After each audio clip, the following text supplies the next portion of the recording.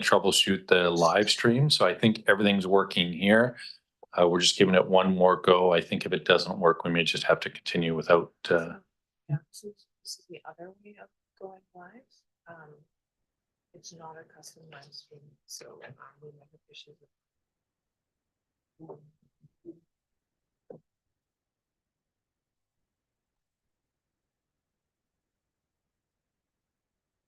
refreshing to see if it's working. It does say that it's live.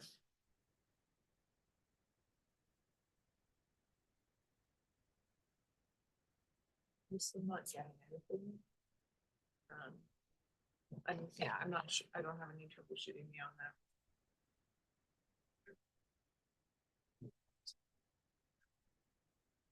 Yeah, Will, did you want to make a comment?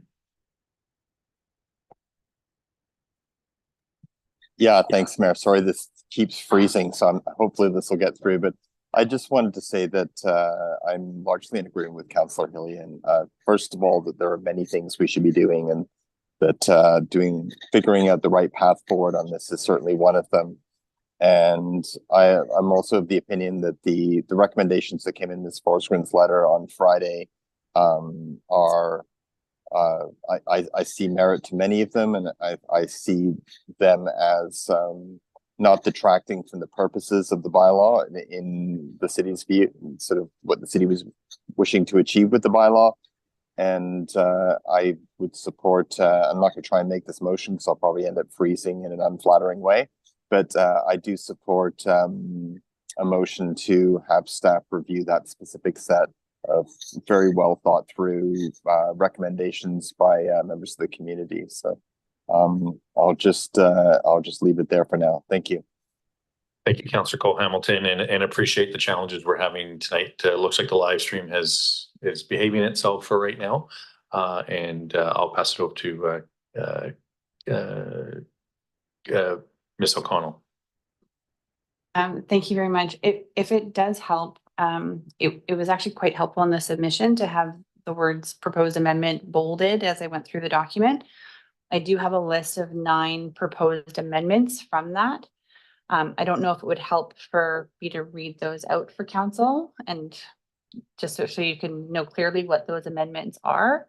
And then that way you can determine which ones you may or may not want to go put forward for staff to respond to, or if you want to put the whole suite back to staff. I only looked at the amendments. I did not look at any of the other contextual information around it, only those items that were bolded as requested amendments. So I just want to preface that because I was just counting amendments at the time. So if that's helpful, I'm happy to read the 9 that I've got out that come through that document, but only council wishes. Okay. I'm trying to get some eyeballs to see if people are in agreement with that. That may make good sense if you wouldn't mind going through the list, and then maybe that'll help us move through this process a little bit quicker. Thank you. And they are brief, just with the time I had. So the first one was to remove the term offensive from section 5.9 sub B. The second one was to strike out with or without shelter from section 5.9 sub D. The third was strike out 5.9 G in its entirety.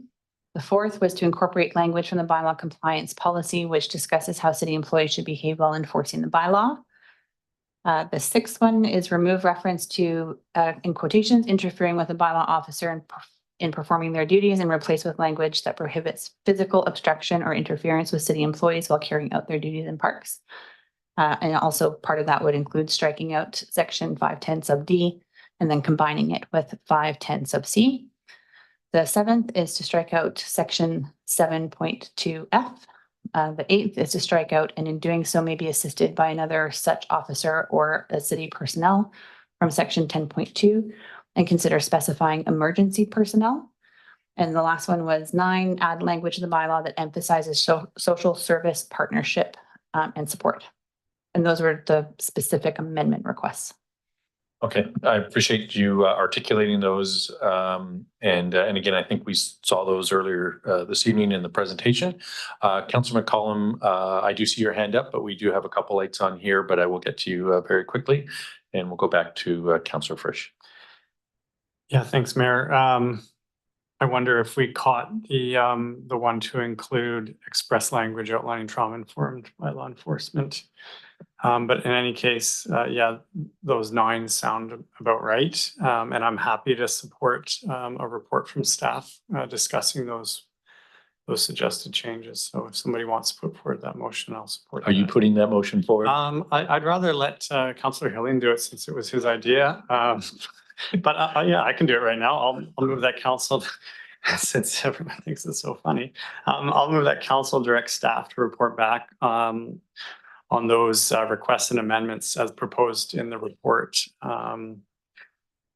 Entitled Working Towards System Change, Assessing Courtney's Approach to Homelessness. Okay, that's been moved and seconded. Thank you, Councillor Frisch. Sorry, just in the brevity of time, it's sort of trying to move through it, and I really appreciate you reading that out. Councillor Morin. Thank you. Yeah, I'm supportive of that motion for sure. I just wanted to say I appreciated Councillor Hillian's strong words. I think we're being put in a position, we're the ones that are also on the front lines in terms of being accountable to our community members, and it's not the people above us who are creating the policy and reinforcing the systemic problems, and it's extremely frustrating. I'm hoping that maybe beyond this bylaw that we can look at a couple of the things that Councillor Hillian talked about for future motions, particularly around trying to find something for storage for people, covered dry storage. I think that's something that we could look into and see what we can do to help in that regard. It doesn't solve the problem, but it may reduce the amount of belongings that are getting ruined, et cetera. And I think the other thing that we need to do is to have yet another meeting or something with the province around some kind of emergency temporary shelter while we're waiting for this, this pie in the sky purpose-built shelter that's not that's not just one of our buildings that we do as like an extreme weather shelter, but something that's, whether that's portables on a lot with security or whatever it is, and the funding for that, because it's just, we can't continue like this. It's not okay. Other communities are getting money from the province. Kelowna got a whole whack of money to put up tiny homes with millions of dollars towards services. There was a fund that I sent out to council to look into, which was around encampments. And anyway, basically, I think we need to do more than just obviously look at this bylaw. And I'm hoping that some motions come forward in the next while to really, I think, push back much harder than we are. I mean, it's just, it's not okay. And that's all I'll say for now. Thanks. All right, thanks, Councillor Morin. And Councillor McCullum, online. Yeah, thanks, Mayor. I'll be brief. I am supportive of having staff come back and report on these 9 items, and that's by no means direction to necessarily incorporate all of them as suggested, but definitely look at the fees, like whether or not we can do that without having to go too far backwards in this process, and whether or not there's some unforeseen consequences of some of these suggestions. And then the other thing I just wanted to highlight is Councillor Hillian has pointed out that our public works staff are critical in carrying out some of this work. And I know that our park staff has a lot of interface with those living on our streets and living unhoused.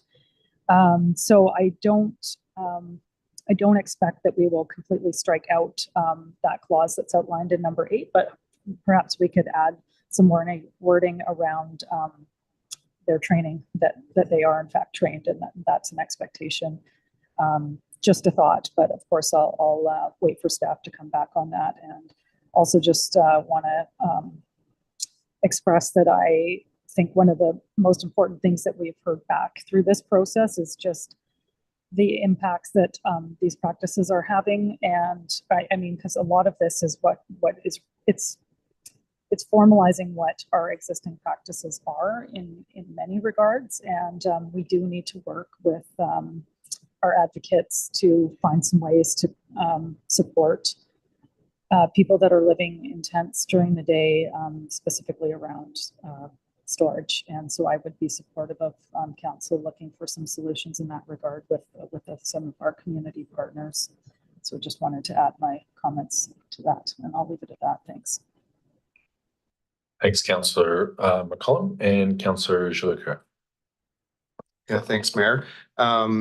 Yeah, I think what I was sharing before was really this curiosity around some of the things that we heard from the community that we haven't had a lot of policy conversation around, particularly around the daytime sheltering. And so I think Councillor Hillian, I agree with Councillor Hillian and Councillor Morin completely. I think there's an approach that we can take here in addressing some of the concerns that were raised through other motions and other conversations, likely with our provincial colleagues around what their responsibility is around some of these things.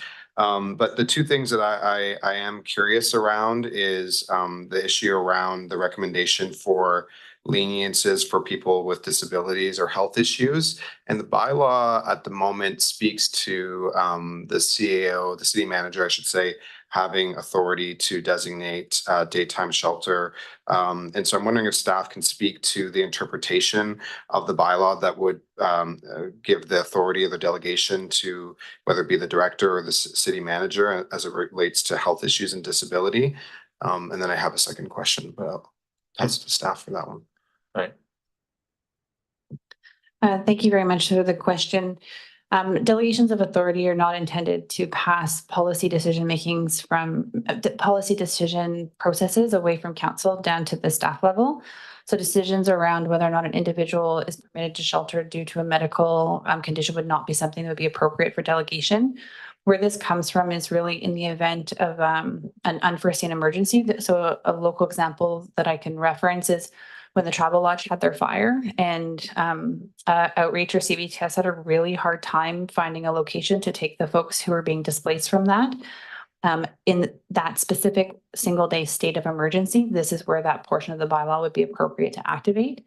It's not something where it shifts the policy decision around how individuals with disabilities or mental health or physical health conditions are treated when it comes to a bylaw application. So it really is in one of those moments where it is very appropriate for the CAO to make that decision with no other option available, or without the option of potentially having council weigh in through the holding of a special meeting due to the state of emergency and the timeline.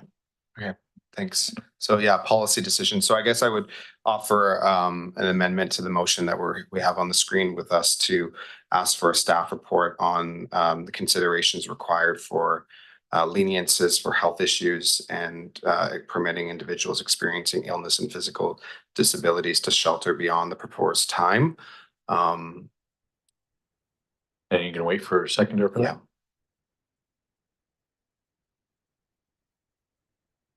Oh. Okay, it's been seconded. So if you want to speak to it. Yeah, I think just I'm hearing clearly from staff that they need direction on whether or not this is something that council will allow in the bylaw. And so I think hearing back from staff around the pros and the cons and any kind of human rights considerations that we need to be considering when we're talking about people with physical disabilities or health issues. Okay, so there's an amendment been proposed. It's been seconded. Does anybody want to speak to the amendment? And starting with Councillor Morin. Yeah, just for clarification, you're saying the existing motion, you would just add that to include that with the other part of the motion? Okay, thank you. All right. Yeah, so for clarification, this is just adding that component. Councillor Elaine. Thanks, Mayor. I'm not sure whether you know, some of the items that Ms. O'Connell mentioned We're just section numbers. So I don't know whether this issue was covered in that list of 9 or not. And if it was, it would make the amendment redundant. Ms. O'Connell? Thank you, Councillor Hilly, and that item is not part of the amendments. So they're essentially, as far as policy questions, of items that were policy that were outside of the scope of the bylaw in the original project, and that were raised within the document provided, are specific to a consideration of allowing sheltering during the daytime generally. The second one had to do with considering leniency due to health issues and or disability. So that's another policy question. And then the third policy question is in regard to smoking cannabis and vaping. So the sections that I read out, the 9, that specifically has to do with amendments to the bylaw within the current scope of the bylaw as the project was authorized and directed by council. Those other 3 items, which is daytime sheltering generally, permissions or leniency around medical conditions, and smoking and vaping, are completely different policy discussions. And if the expectation would be to bring back a report, I can say I would have no problem bringing back a report on items 1 through 9 in time for the March 13th council meeting. The addition of item 10, that is an entirely new study, which we'll have to get the funding for that type of budget considered in the 2024 budget, and then work it into the 2024 work plan. So in 1 through 9, I can get fast responses back to you. Those larger policy decisions, like you look at how long it took us to do this bylaw, those are very large conversations. So Thanks for that. Yeah, I wondered about that.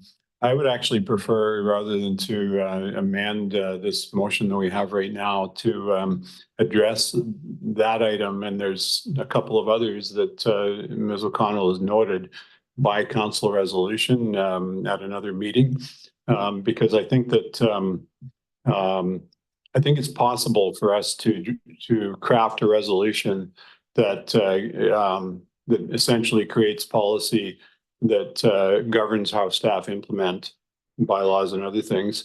But I mean, I personally would like to have a conversation with our MLA and BC Housing before we go forward with that, to know whether, you know, we've got the resources potentially to actually implement some of this and make it work.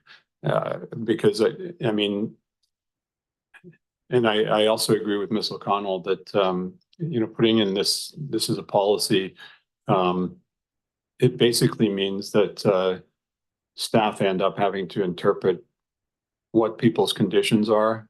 And I mean, there's all sorts of implications here that I just don't think we've had enough time to think through. And if we can't get a staff report back on it, I'd prefer to do it as a separate resolution. Okay, so Councillor Yeah, Gilbert. happy to remove that. If Councillor Moran's okay with that, removing that amendment. And we can follow up at another meeting for a motion for something like that. The other amendment that I'd like to propose, just based on the previous conversations from staff, is that the updated, or that council directs staff to consult with Indigenous rights holders, which we heard was not able to happen in the policy or the drafting of the bylaw. Mr. Garbutt? Yeah, through the mayor. Thank you for the question, Councillor Jolicoeur. I would not say that rights holders haven't been consulted with. There were opportunities for engagement. I just want to get some clarification to have consultation prior to bringing this back. There would be no way that we'd be back by March 13th. With that underway. I mean, I would take council's direction, of course, but I just want to be really clear that we have an approved process that we followed to the best of our ability. We will be providing some more information on our March 13th report if council provides this direction, and we could provide some information in that about the engagement that's underway, and have some additional information on that. But to add that as an additional step, and I'm very conscious of the words that are coming out of my mouth, because we have a commitment and have good relationships already, but that would very significantly impact the ability to return this for consideration at that time. Thanks for that. And Councillor Zollikar. Yeah, just as a follow-up, I mean, we've gone for a very long time with a bylaw that's outdated and not aligned with case law. We've done a year of work. It's been good work. We're going to do some more work. We've heard from community. We're in a DRIPA era. We have key Indigenous partners in this community, and we have the data that backs up that the concerns that have been raised disproportionately impact Indigenous people. I think that for me, I'm not rushing to get this done. If we get it done right, then that's what matters for me. And that means consulting with rights holders, especially when it's a bylaw that disproportionately impacts their members. And so I would support doing this work in the time that is required to take that, to do that in a good way.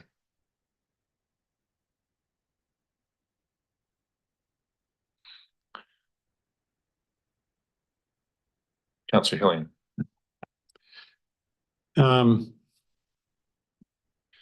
Yeah, I'm not going to disagree with my colleague.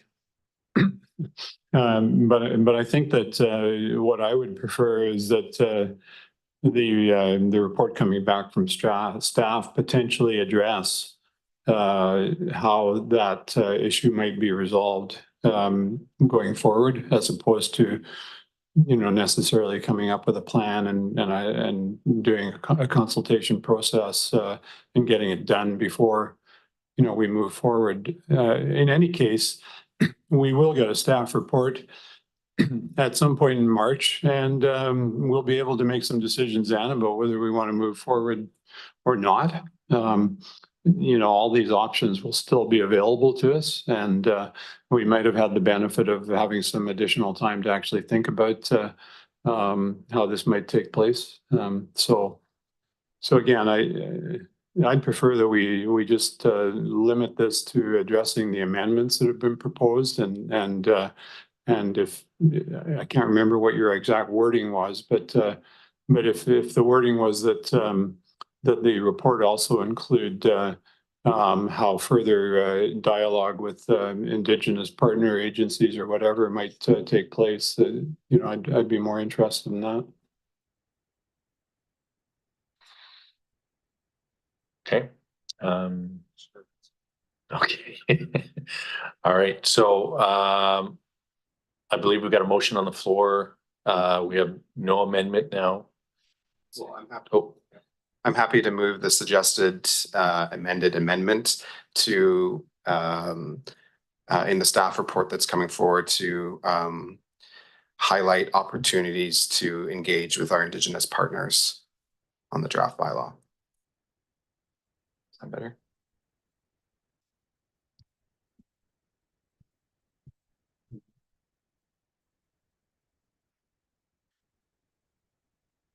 I'll second that. Mr. Garb, did you turn your mic on? Nope.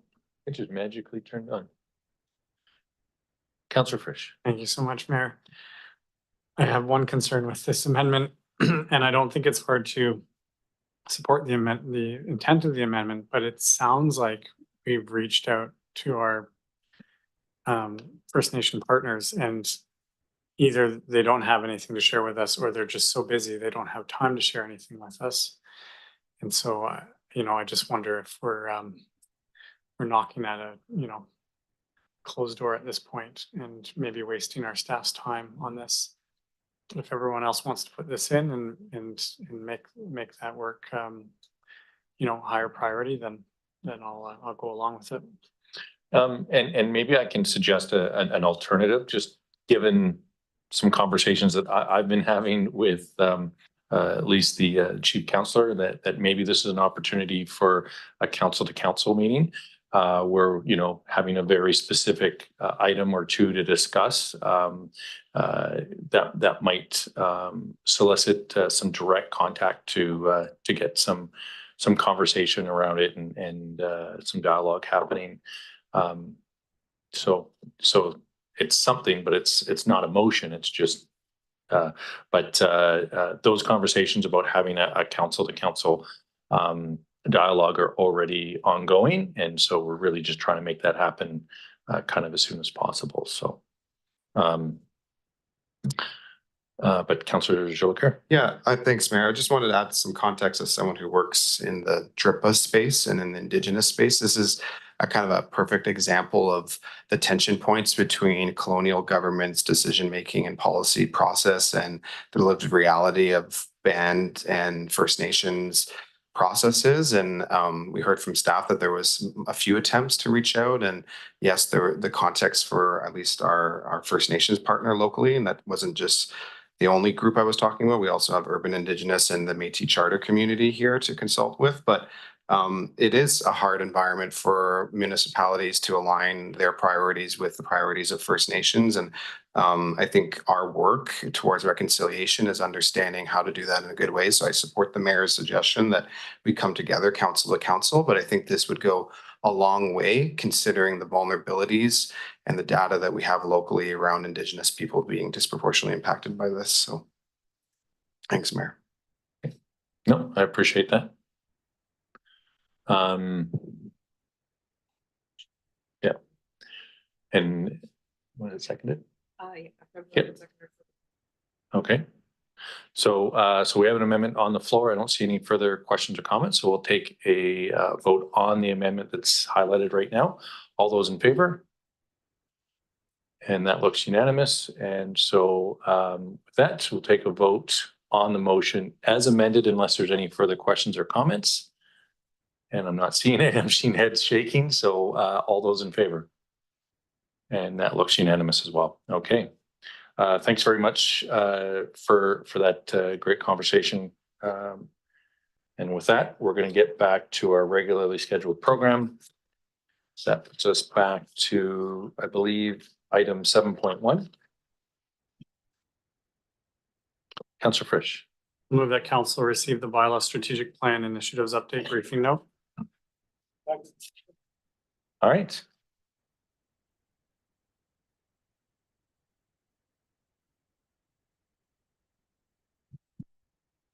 Mr. Garbutt. Yeah, thank you, Mayor, through to council. So the purpose of this report is to bring council up to date on the next steps in our ongoing bylaw strategic initiatives project that has been the focus of the last 2+ years of work. Obviously, the term bylaw has occupied a lot of our space in the last little while, and it should, as the community's weighed in on a number of items, and we've undertaken basically a ground-up reformation of our bylaw enforcement issues. And this, if I recall, could remind council, that includes education, training, resources, strategy, regulatory updates, as well as engagement, partnerships, as well as detailed information campaigns that will follow. So Ms. O'Connell is just going to give a little bit of information on where we're headed, as it's very clear that where we're headed is extremely important.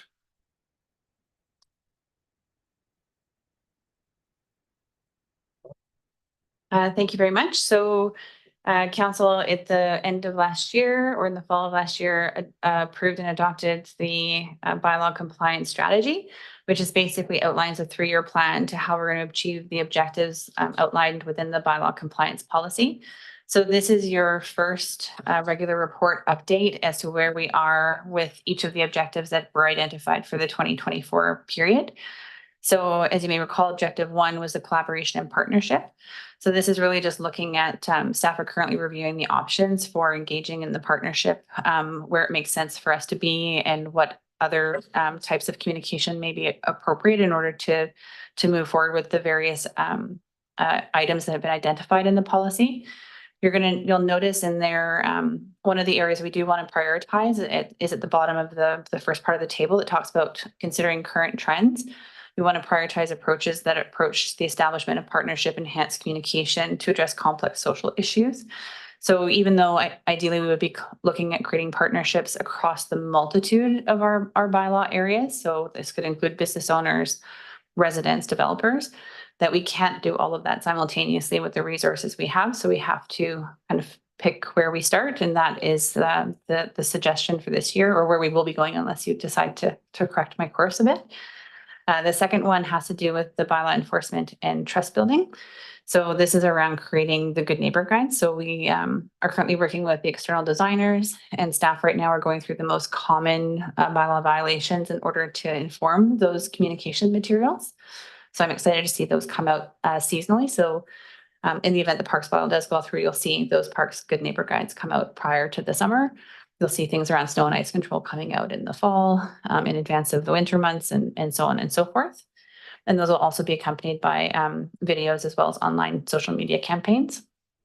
Under objective 4, we have, this is really more about our internal operating. So building those cross-departmental teams. So making sure that we're not working in silos, but working across and with each other in order to ensure that not only are we enforcing consistently, but also providing the highest level of service possible with those improvements. We're also looking at leveraging technology. So we had the Tempest calls for service module approved in last year's budget. And just due to some challenges with the software provider, it got pushed to this year. So that'll be rolling out, which will allow our bylaw officers using tablet devices to be able to access our property database, see whether or not tickets have been issued previously, if building permits are available on a site, and so on and so forth, and then share that information with appropriate internal departments as needed. Of course, all of those things will be in alignment and consistent with FIPA and our privacy legislation. The fourth one is on process streamlining. So this is the bylaw adjudication is one really good example. You saw that report come through tonight. So good progress so far for 2024. And then also looking at some training modules as well. So investigative approaches and then leveraging our digital solutions to achieve that. Looking at our existing resources. So this is just basically allocating the staff resources needed to achieve the outcomes. And then the trauma-informed practice. So this is really related to objective number 1. You've heard me say that there isn't a guidebook on trauma-informed bylaw enforcement. So ideally what would happen is you would see the creation of those partnerships and the collaboration that would then inform what a trauma-informed response would look like at a bylaw level. And then working with the bylaw enforcement officers to include or incorporate that into our standard operating procedures. So this is your first of many updates to come. And essentially these are what you're going to be hearing about over the course of 2024, including status updates that will be provided on a quarterly basis or when major milestones happen. So happy to answer any questions you may have. Excellent. Thank you very much, Ms. O'Connell, for the report. And we have a question or comment from Councillor Gilles Leclerc. Yeah, thanks, Mayor. Thanks for the staff report. Really excited to see this come forward so quickly after we passed it, and just to be reminded of our strategic plan on how we're implementing this. 2 questions from objective 1. It's highlighted on page 2, current bylaw trends, and we're prioritizing approaches for addressing complex social issues and contributing to bylaw non-compliance. Can you maybe speak to what that might look like and what kind of activities are included in that? Well, if you look to the first paragraph in that, it says we're currently reviewing options. So essentially that's the priority area, but we have to figure out how it makes sense to collaborate. So speaking with folks, so we currently sit at multiple tables. Whether or not those tables are exactly the tables that we all need to be a part of, or maybe we need a table as well, could be another question. So these are things around looking at what is effective as far as getting feedback and input regarding the implementation of bylaws and the different aspects of it. And how do you want to facilitate that? So rather than going out, we may ask and bring people in to be advisors, subject matter experts, and to help inform those processes. But honestly, we're not sure yet. We're still looking into it, and it's also a bit of an overlap too with the community services division, because it's now that we have a resource in that staffing area, where does it make sense for that person to be at the table versus my bylaw staff? And if there's needs that bylaw now has in order to implement new policies, new processes, those tables may not be the place where it's the best place for us to get that feedback or the best format, or there may be people who aren't included at those tables that we need to hear from in addition to that. Yeah, great insight. Thank you. And then the objective 6, trauma-informed, cultural-informed practice. And, in the last item we just discussed, I think that was one of the key things, and it's good to see that we're prioritizing this. I guess my curiosity is more around just that last part of that sentence. In 2024 is our goal to create training standard. And the nerd in me, as someone who does trauma-informed practice curriculum development in my other job, I'm curious to know, like, this feels quite advanced. Like, is this a standard across the bylaw space that we are actually going to be eventually developing a training standard on trauma-informed practice? And any insight on what that might look like? We wouldn't be developing it ourselves. So essentially, the bylaw officers have gone through available trauma-informed practice courses that were offered through the Strengthening Community Granting Program. Whether or not that is the appropriate and the best program for our bylaw officers, considering the work that they undertake on a daily basis, is what we're going to be looking at. It could be a more substantial training process, something through the JI or a third-party organization. We definitely would not be designing it ourselves, but we want to make sure that the training that we're providing our staff or requiring of our staff is the right fit for the type of work that they're doing, and not something that may be more appropriate for general staff, as opposed to a bylaw officer who is a much more kind of intimate engagement on the streets. Yeah, I guess I was more meaning the standard that all of our bylaw officers will be doing it. That's really the Yes, so exciting once piece, the yeah. standard, the coursework that has been identified, we can then look at where that fits within the job classification and whether or not it's a requirement, which would have to involve discussions with the union as well, or if it's a nice to have, and something that we would be providing ongoing training and support for. Awesome. Thank you. Mr. Mayor. Yeah, Mr. Garvin? Thank you. I know we've been talking quite a long time about this, but I would say, and I think council is acknowledging this, and hopefully members of the communities are as well. The city of Courtenay is right at the very front end of working on this for a small, medium-sized municipality. I can tell you that a great number of my colleagues as city managers are part of this same rebuilding, evolving bylaw enforcement item.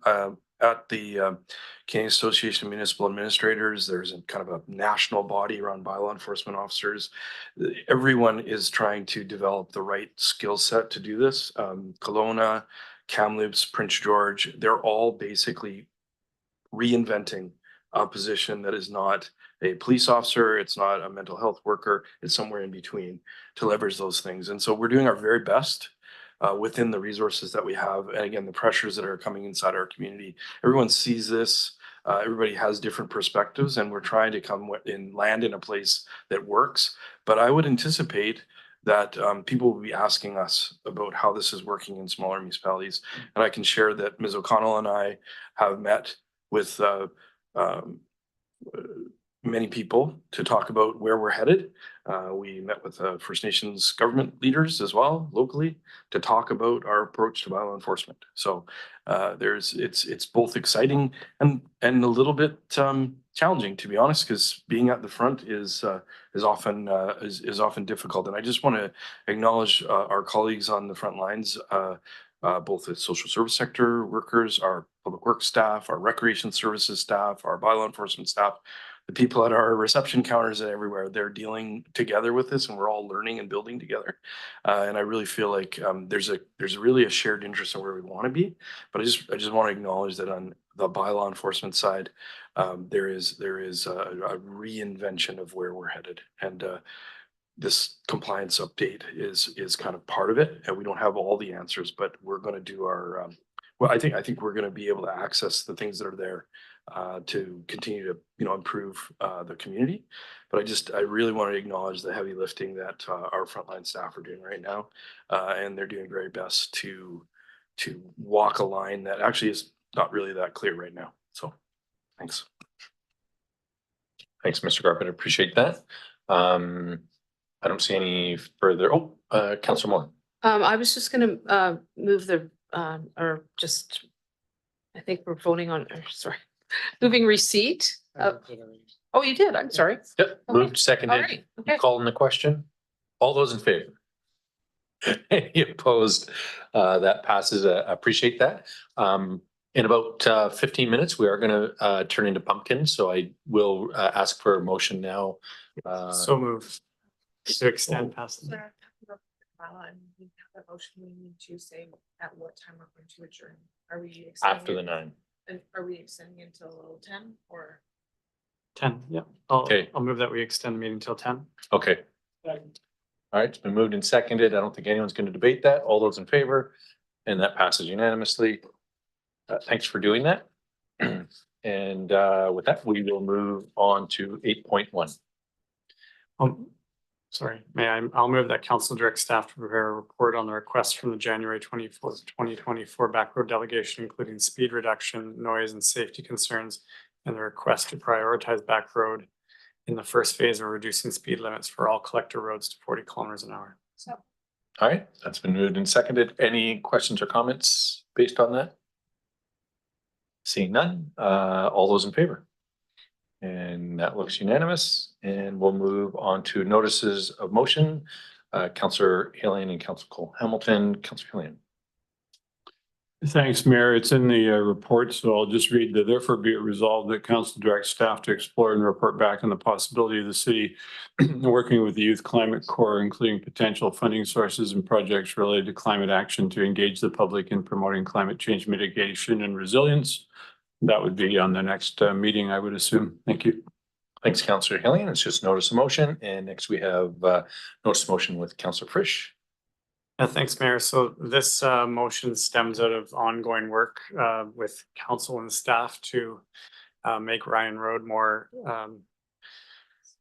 safe for active transportation and cycling, especially the hill portion, but the portions that don't currently have cycling infrastructure of particular interest to me.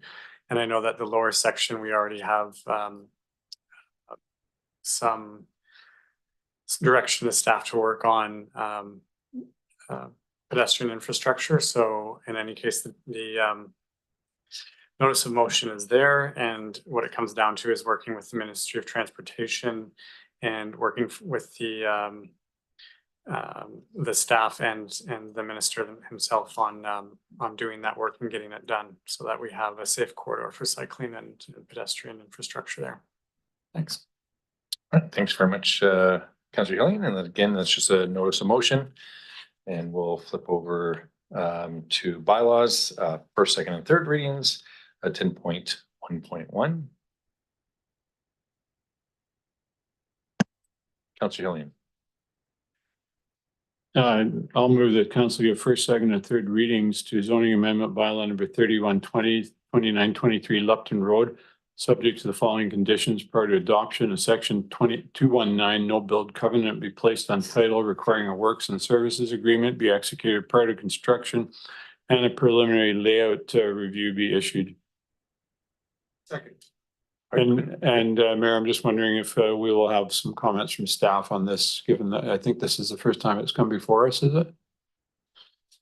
Mr. Garbutt, did you want to? Or Ms. Wade? Yes, thank you, Your Worship, and through to council. Just a high level, this is a rezoning to support a subdivision to create 3 lots. There's 1 lot right now, and they're rezoning it from a split zone to a R2 zone, which will allow it to have a smaller lot size area and permit single family homes with suites or duplexes. They're in moving forward with this came in prior to the bill 44 assent, and so this is an in-stream application. The applicant is aware that we're going to be making some changes to density, so these lots will be able to have up to 4 dwelling units on them. They wish to proceed at this time to move forward to the subdivision. And when we do our zoning to align with the SHMU, the single, anyways, I'll say, leave it at SHMU. It is, then they would have the ability to do more dwelling units. It aligns with our OCP, it's infill, it's in an urban residential. We're requiring the PLR prior to adoption, so that we can prove out the subdivision and have a works and service agreement that will give us frontage along Lupton, and also any infrastructure improvements that need to be done. And that's all I have, and I'm happy to answer any questions. Thank you so much for that. And that has generated some questions. We'll start with Councillor Hillian. Just for the record, thanks, Mayor. I wonder if staff could clarify that there won't be a public hearing. I see two comments attached from the public but I'm assuming that there would be the opportunity for more if they're forthcoming. Through the mayor to Councillor Hing, no, as per our development procedures bylaw, we have, because this aligns with the OCP and also with the new housing regulations, notice was given, we sent out notices, and we received 2 letters that are in support of this application. So that the process has completed. Thanks for clarifying that. Yeah. Thanks so much. And Councillor Moore. Yeah, that's basically what I was gonna say, that this is a really good example of why it's great to be able to waive those public hearings. We have 2 comments that are in support and adding some more housing. So thank you. All right, thanks, Councillor Moore. Oh, Mr. Carter. Go ahead. Thanks, Mayor. Councillor Jolicoeur. Thanks, Mayor. Yeah, I also just want to recognize letters of support, and including one of the letters saying, you know, the recognition that we need more affordable housing, which then brought me back to the staff report, and it might just because I'm missing it somewhere, but it does speak to the DCC costs. There's no community amenities that are being collected through this development. Okay, thanks. If I may, Mr. Garvin. Thank you. Through the mayor, I wanted to highlight one component, one innovation that Ms. Wade has brought to the department. In previous times, there would be rezoning that did not actually include the details in order to support the subdivision. And so we would have issues related to the issuance of the subdivision preliminary layer approval and then subsequent building issues. And so given the legislative changes that are coming, it's even more important to make sure the site servicing, access, and all of those items are included prior to adoption of the zoning bylaw. That is essential to make sure that these lots are buildable and they can achieve those densities that are required. And so that has been a change. Some of the members of the development community are working through that process right now, but that's why that's essential. And sometimes councils in the past have seen variances to frontage and all sorts of things in order to actually build the dwellings, which were the subject of the rezoning. So you've heard the term concept to occupancy that I've brought to this table since I came on as city manager, and the Development Services Department is carrying on with that.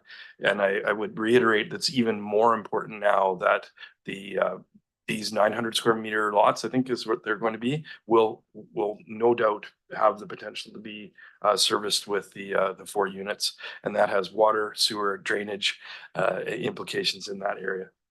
Just wanted to highlight that good work that the Development Services Department is doing. Thank you for that clarification. And Ms. Wade. Okay. Oh, I saw your. I was like, wow. All right. Oh, Councillor McCollum, I see your hand is raising. Yeah, thanks, Mayor. Hopefully I'm coming through okay. Yep, you sound good. Great. Yeah, just a follow-up question to that. I know that the new process that is coming through the province to be implemented July 1st is for these, you know, the new community amenity contributions. Although I think I've got the acronym wrong, but in any case, I just want to confirm that if we're doing this process now, that these won't be considered in-stream applications that will be exempted from whatever that new calculation is with regards to new units, and that we would be able to charge those for, you know, the 4 or 8 or 2 additional units that'll eventually come out of the subdivision. Swade. Through the mayor to Councillor McComb, the new regulations allow for what they call amenity cost contributions, which takes the place of community amenity contributions. And we actually have to go through a process to establish what those are and the fees, and we have to go to the inspector to get it approved, very similar to a development cost charge.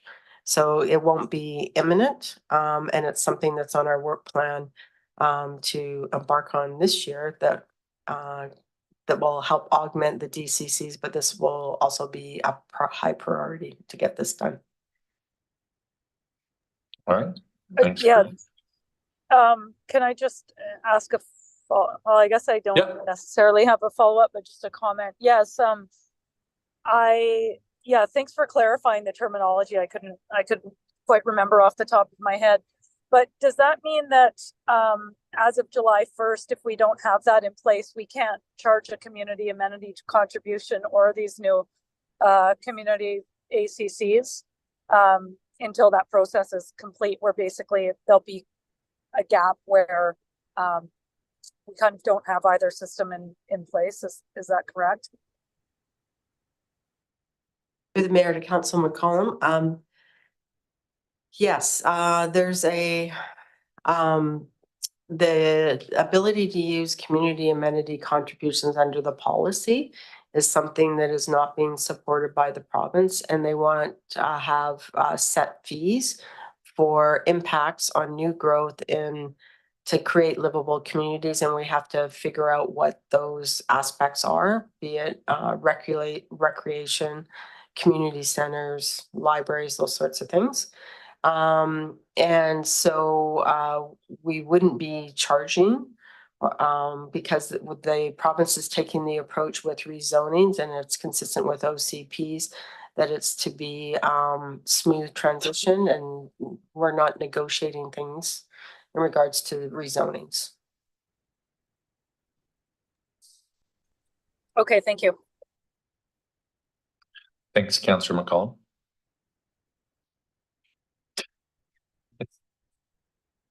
All right. Looks like, Councillor McCollum, did you put your hand up again, or is it just up from before? Sorry, it's just slow getting it down on this format. No. Just ignore me. The fact that you're connected at this point, I'm very impressed. So we're doing well. Okay, with that, Councillor Frisch. Just to follow up on that, at what point would ACCs? At what point would the ACC be applied? It sounds like, would it be rezoning, subdivision, development permit? Or could we pick at what point they apply? Through the mayor to Councillor Fish, they're supposed to be part of rezonings. And they're supposed to be done at that particular time. And we have to establish them first and get the approval through the inspector. Thank you. Yeah, so some time. For sure. Okay. All right, well, we've had a fulsome conversation. We got a motion on the floor. All those in favor? And that looks unanimous. And we will go on to item 10.3.1, I believe, sewer service frontage tax amendment bylaw. Councillor Frisch.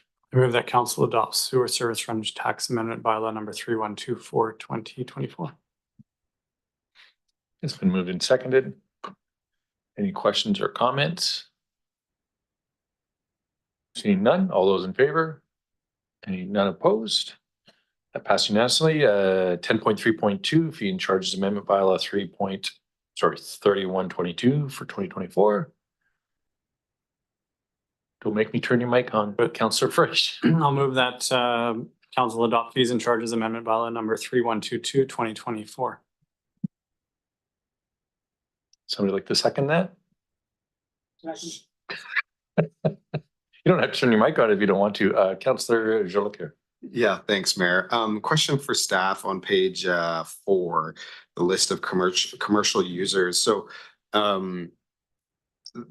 are those established? Like what's the formula that we use to establish those numbers? There's a fair bit that have the same, but there's some that obviously have unique numbers. Hotels, for example, 176, dairy product, 32,000. So yeah, just curious what our process is for establishing those.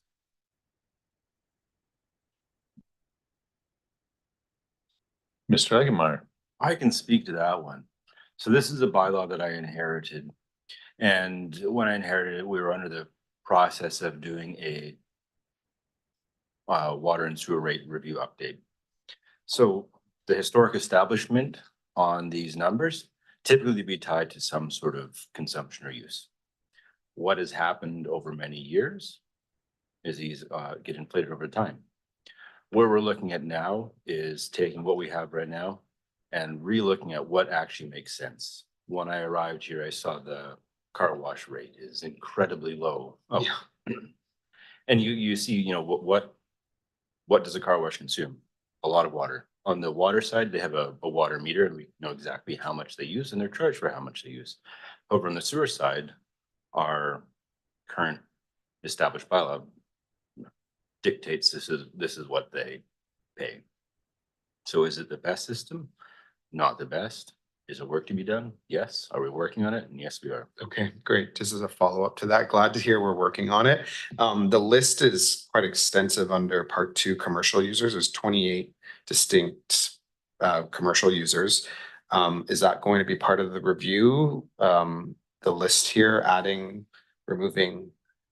Yes, it will, because it's, you know, why do we have so many different items with the same rate? And then there are going to be commercial entities that exist outside of these very specific areas. So we're forced to fit them in somewhere. Yeah, great. Thank you. Thanks very much. Yeah, I like the item beverage room. Sounds very interesting. All right, I don't see any further questions or comments, so I'll call the questions. All those in favor?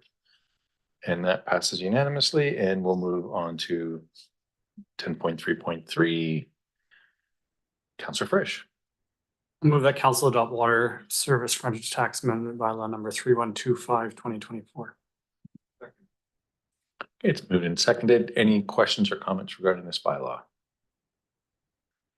Seeing none, all those in favor? And that passes unanimously, and that brings us to 10.3.4. Councillor Frisch. Move that council adopt fees and charges amendment bylaw number 3123/2024. Thanks for seconding that.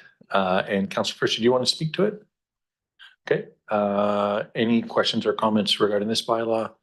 Seeing none, all those in favor? And that's unanimous, and we'll go to 10.3.5. Sure. Councillor Frisch, you gotta Am I missing the you gotta joke? get your mic on first. Get your finger ready for the next one. I move that council adopt fees and charges amendment bylaw number 3126/2024.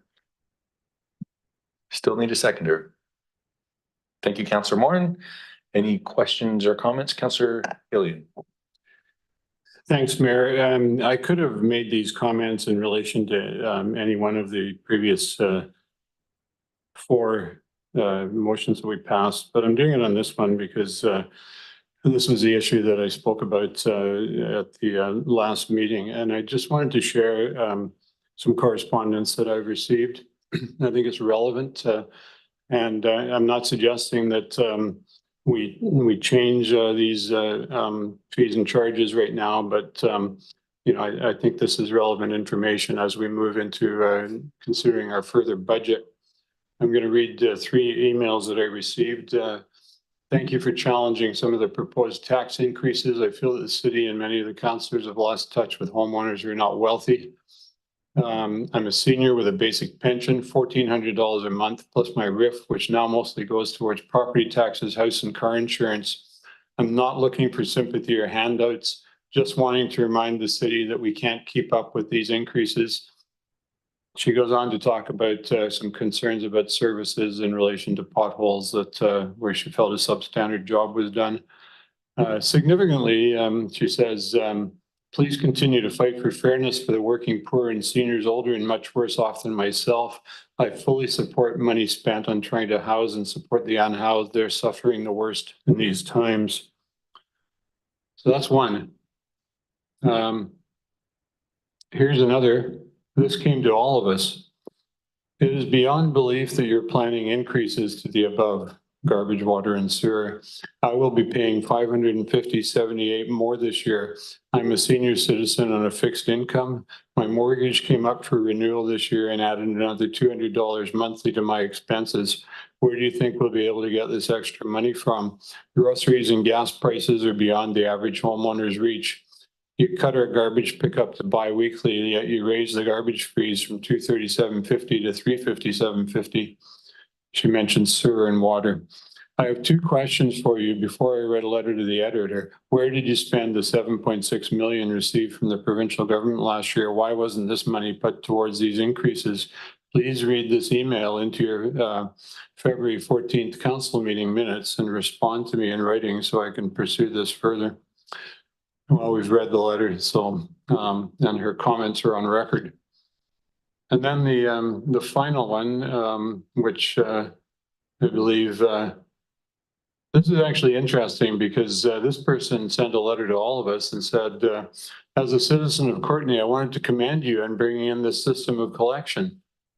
And he goes on to talk about that the system seems to be working, and he thanks us for bringing it in.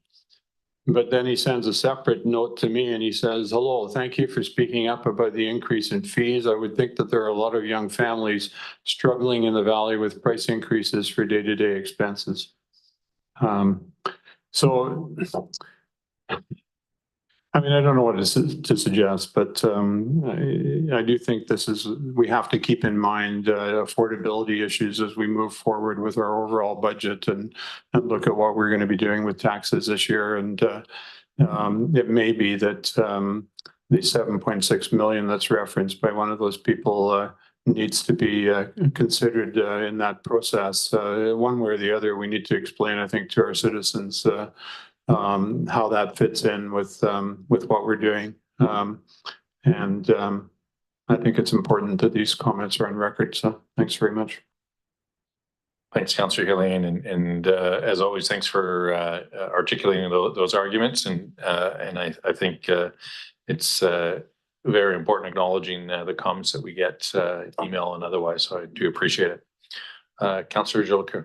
Yeah, thanks, Mayor. I just want to add to Councillor Hillian and share, even in conversations I've been having with citizens, you know, this is, I don't think that we've seen this level of economic stress that people are facing. And, you know, even young families with two incomes and seeing the increase, it is quite frightening for people's average budgets when they're trying to choose between, you know, putting their kids into recreational programs or food costs, mortgage costs. And so I agree with Councillor Hillian that we need to consider the reality of people right now in our larger budgetary conversations.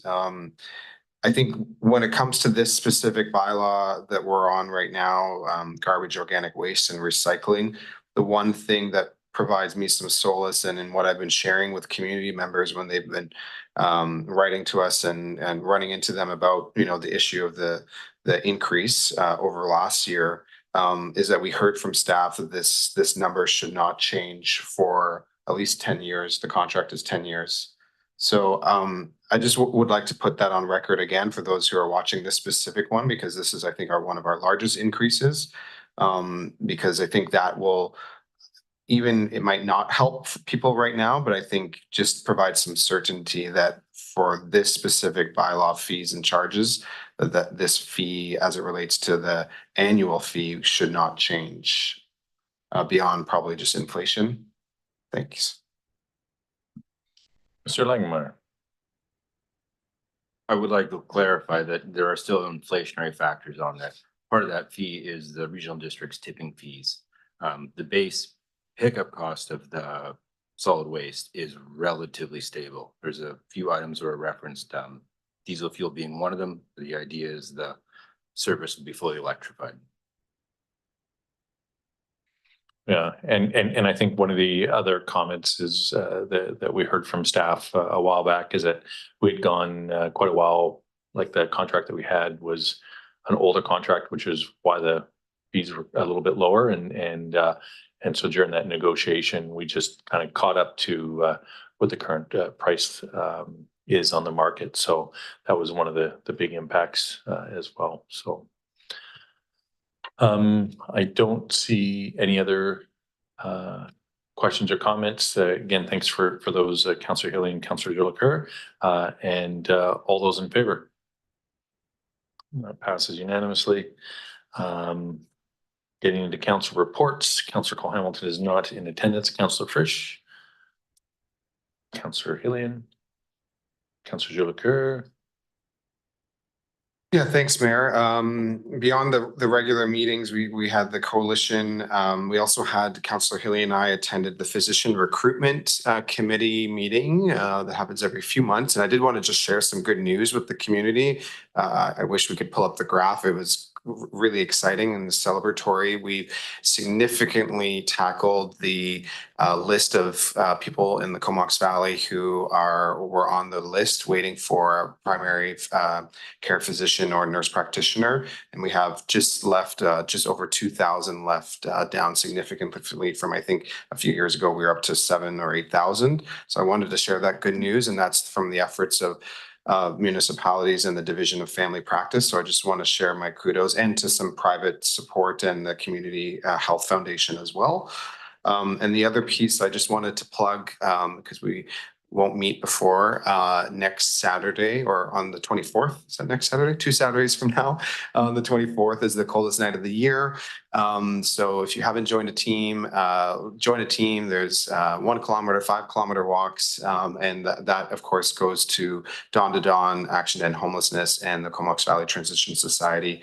And it's a reminder of the support that the community does every year and they have a $200,000 goal to achieve some supports for those who are unhoused in our community. Thank you. Excellent. And I'll just maybe make a quick note. If you can't join a team, you can still donate money to a team or somebody who's participating. Thanks for that. Councillor McCollum. In the interest of time, I'll pass. Thank you, Mayor. Councillor Morin. Oh, thank you, Mayor. I know that we've been here a long time, but I think it's important to share good news when we have it. So today I spent most of the day with the Flower Man, JD Ludlow, who many people know as a local transit driver. And this is the 4th year that he's taken a transit bus decorated in hearts and lots of festive colors out on the road to spread some kindness and love to citizens. And we made numerous stops everywhere from schools to Eureka Clubhouse and downtown area and many other places. And I know Mayor Wells joined us for a bit. And anyway, it was super fun. And many people, in fact, I had a message earlier saying thank you because there was someone in the hospital. The hospital was another location. And Valentine was delivered to that person, and it really went a long way. So I just wanted to do a shout out to the Flower Man for organizing that, and obviously to the transit folks for helping support that. And yeah, happy Valentine's Day. Thanks. Thanks very much, Councillor Morin. And yeah, happy Valentine's Day. I did wear my my red stuff today. And like you said, I was able to participate. I've been able to be on that bus in previous years, and it's always been a great time. Unfortunately, I couldn't attend, but the bus driver, JD, was kind enough to stop right outside where I was today. I just want to comment on a couple events that I've attended recently. One would be the Climate Change and Health Conference that Island Health and First Nations communities put on down in Nanaimo. That was a great conference a couple weeks ago. Chamber of Commerce has done 2 amazing things, and Tracy, who's here today, is responsible for getting the Chamber Gala Awards back up and running in all its glory, and great to celebrate our community. And I'll just mention one person, Karen McKinnon, who won the President's Merit Award, who I actually saw this morning at 7 a.m. at my Rotary Club, talking about Community Justice Center and and restorative justice in general, and just the amazing work that happens there. Chamber also put on the economic breakfast last Thursday, and to no surprise, for the second year in a row, housing was the #1 issue when they talk about economic challenges in our community. And lastly, just it was my honor to attend the Porter Appreciation Day at the Comox Valley Hospital. I got to go down into the basements where the porters hang out and just really thank them for the work they do, kind of unsung heroes down there. But for anybody who's ever been to the hospital and had to be moved around on a piece of machinery or had something delivered to them, it's generally done through those porters, and it was great just to say thanks to them. With that, we have an in-camera resolution. Right, it's been moved and seconded, and all those in favor. And we are adjourned.